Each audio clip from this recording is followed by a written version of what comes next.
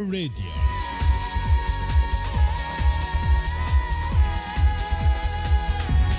Carnival Radio. Enjoyment Unlimited. Number one hit music station. This is Carnival Radio. Midday News.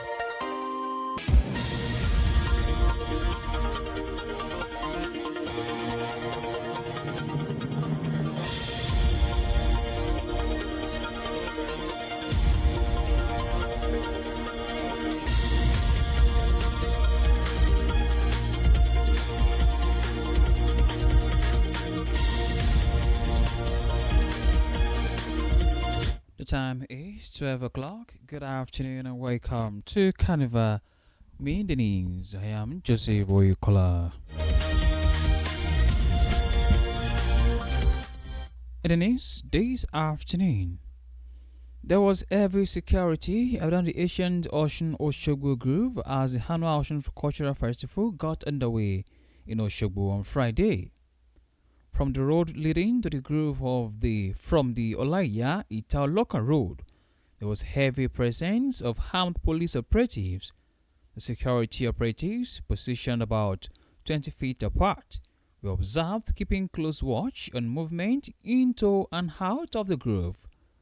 At the last entrance to the grove, heavily armed military personnel were also observed as adherents and participants of the festival moved into the grove.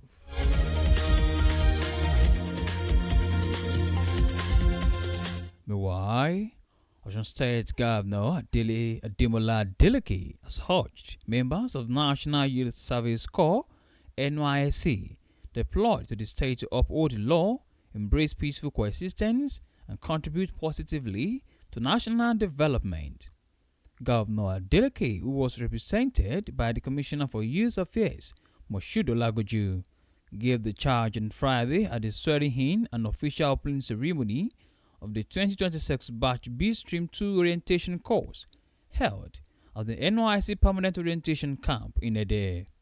The governor urged the corps members to remain committed to national pledge and oath of allegiance administered at the ceremony, stressing the importance of resolving grievances through lawful and constitutional channels. He warned the corps members against taking the laws into their own hands and urged them to avoid actions capable of misleading young Nigerians who may regard them as role models. In the meantime, 13 residents of the 176 persons abducted during the February 3, 2026 attack by armed bandits on Wuru in Nuku communities in Kahiyama local government area of Kwara State remain missing, despite the release of most of the captives after about 6 months in captivity. The national chairman of Kahiyama Department Association, KDA, Jakub Salihu, disclosed this, saying only 163 of the 176 women and children abducted during the attack regained the freedom on Wednesday, leaving 13 others still unaccounted for. Woro community came under attack on February 3rd, where armed kidnappers reportedly killed over 100 people and abducted 176 residents, mostly women and children. Salihu disclosed that some of the women gave birth while in captivity, describing the development as a painful reminder of the traumatic ordeal the victims endured over the past 6 months. On the foreign scene, a U.S. judge in New Mexico has ordered Meta to pay another $567 million for its failure to warn the public about dangers its platform posed to children, marking the largest fine against the company over child safety. Judge Brian Bidshell said the social media giant is a public nuisance, hacking to air pollution, that it must put the money in a fund aimed at reducing future harms. Thursday's ruling is in addition to $375 million in fines Meta was already ordered to pay in the case, for a total of $942 million.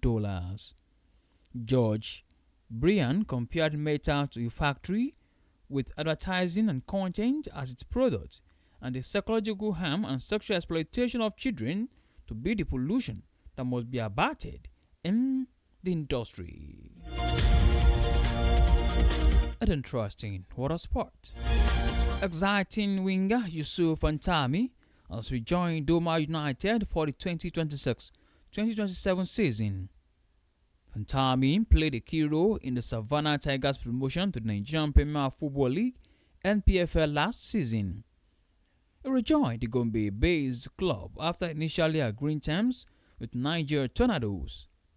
Fantami's return is a major boost for Doma United, who are getting ready for their return to the top flight. And that ends Carnival Radio Media News. Thank you very much for listening. You can download Carnival Media app from Google Play Store and Apple iOS. You can also check out our website at www.carnivalmedia.ng. My name remains Joseph Oyekola. Good afternoon, and please do well to enjoy the rest of your day.